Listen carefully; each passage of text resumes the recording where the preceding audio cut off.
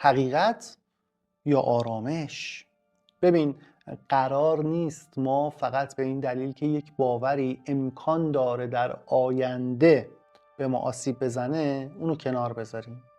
ماها حق داریم تا زمانی که مطمئن نشدیم یه باور محدود کننده است بهش وفادار بمونیم. آخه تغییر باور باید از روی شناخت بیاد. باید نسخه منحصر به فرد خودمون رو پیدا کنیم. چرا؟ چون انسان ها منحصر به فردن.